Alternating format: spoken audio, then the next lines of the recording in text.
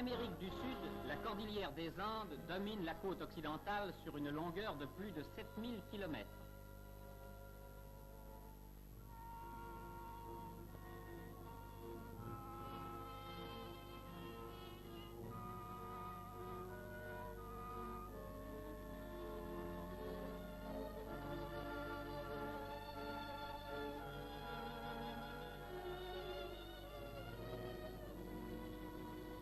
Au milieu de ces montagnes, à 3800 mètres au-dessus du niveau de la mer, on trouve un immense lac parsemé d'îles. C'est le lac Titicaca.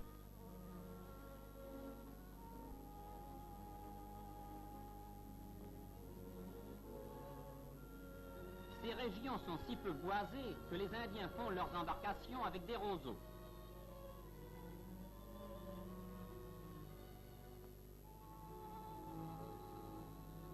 La plus grande des îles du lac Titicaca est l'île Sainte du Soleil.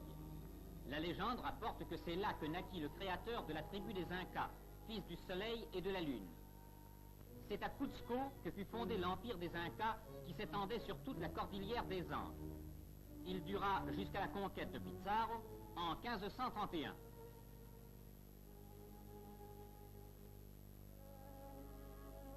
Voici des monuments de pierre dont déjà au XVIe siècle, les Incas ignoraient l'origine et au sujet desquels ils ne pouvaient donner aucune explication aux conquérants espagnols. Présentent les vestiges d'une très ancienne civilisation.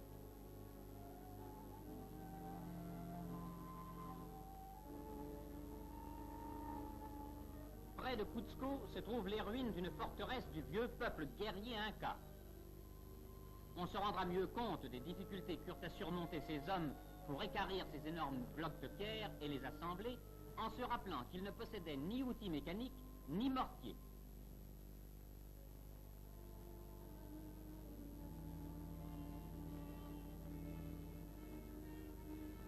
Une autre forteresse.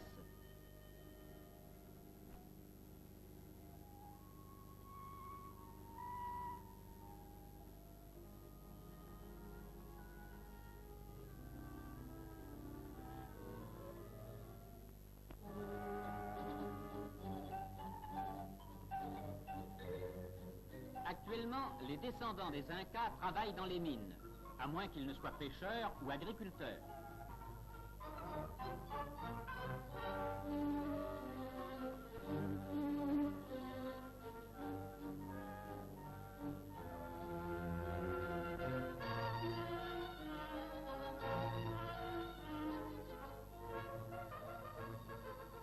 Les métis, au sang mêlé indien et européen, se reconnaissent à leur chapeau blanc.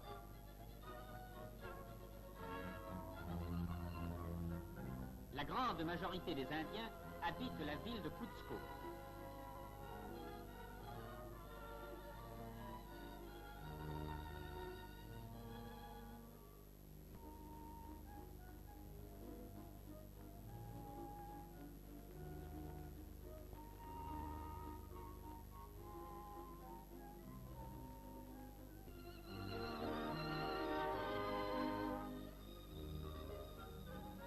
Les Indiens primitifs habitent les forêts voisines.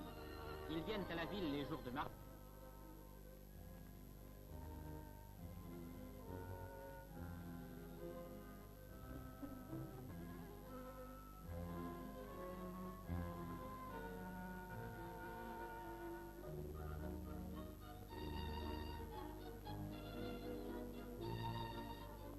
Partout des souvenirs du temps des Incas.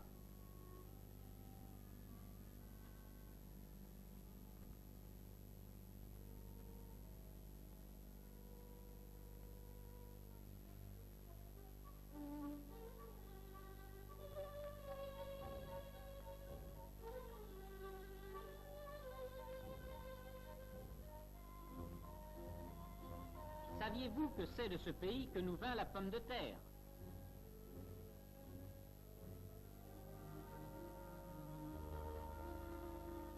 Comme autrefois, aujourd'hui l'animal domestique des Incas.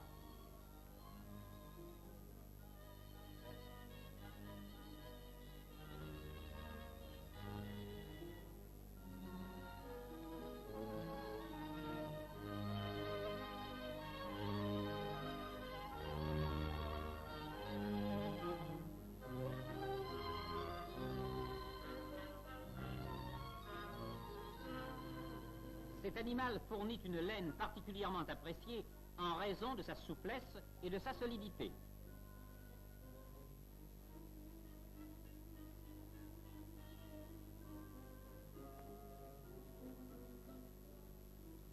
Le lama est d'un naturel capricieux, et seuls les Indiens parviennent à le domestiquer.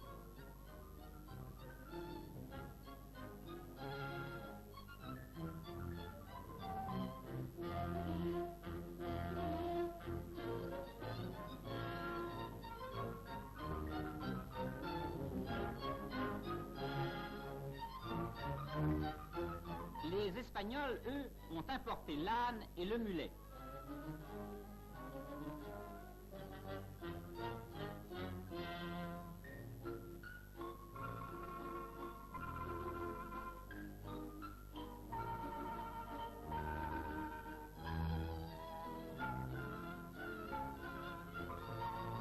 À l'heure actuelle, ces populations indigènes sont devenues chrétiennes.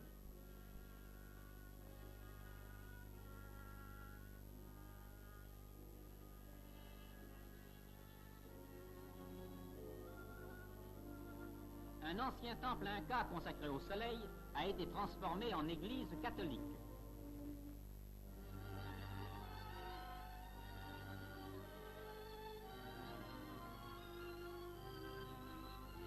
Devant la porte, les pèlerins font des achats.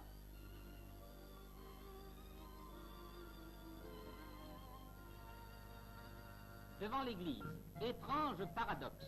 Le jour de la fête de la Madone, des indigènes se livrent en son honneur à des danses païennes.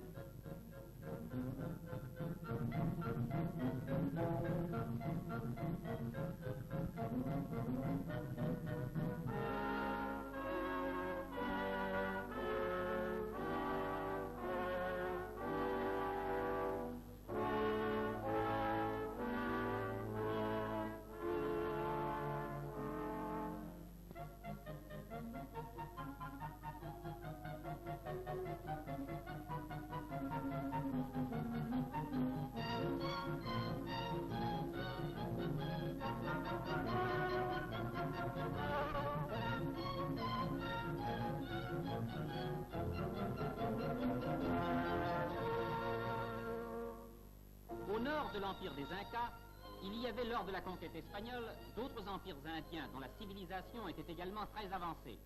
Au Guatemala et au Yucatan, on trouvait les Mayas et au Mexique les Aztèques. En 1524, les Mayas du Guatemala tombèrent également sous la domination espagnole. Antigua devint la capitale et la civilisation des Mayas tomba dans l'oubli.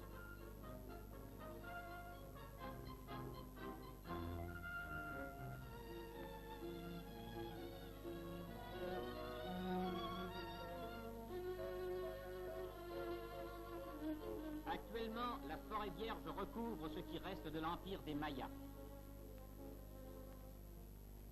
Quel nouveau Champollion découvrira l'énigme de ces inscriptions plusieurs fois millénaires?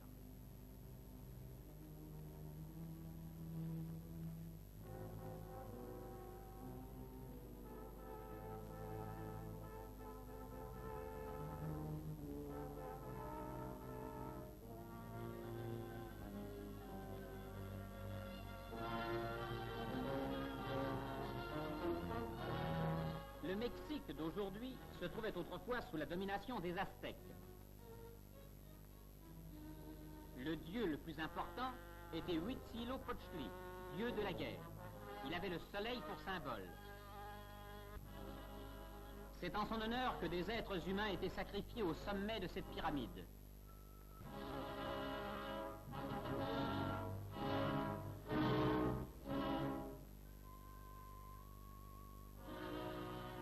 Des crânes sont rangés le long des marches qui conduisent au lieu des sacrifices. C'est par ces gargouilles que s'écoulait le sang des victimes.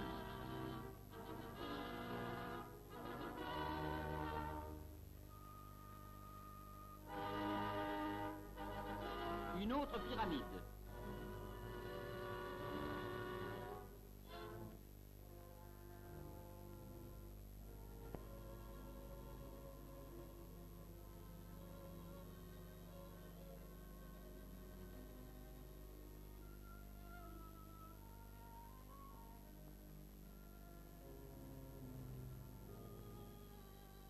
Les dieux aztèques sont souvent représentés sous forme d'animaux.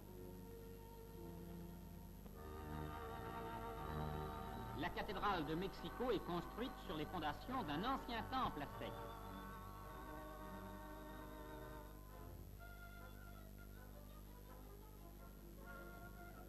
Cet agent de ville est un aztèque de race pure, ainsi que ce cireur de bottes. Et ce commerçant. Et cette marchande. C'est de ce pays que nous vient la tomate, qui en aztèque se dit tomatl.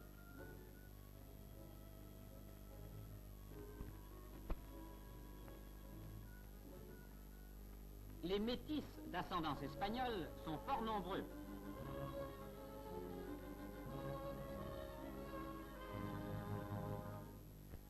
L'endroit le plus beau des environs de Mexico, but de promenade favori de ses habitants, est sans contredit ce fameux jardin sur l'eau qui fut créé par les Aztèques pour le plaisir de leur roi.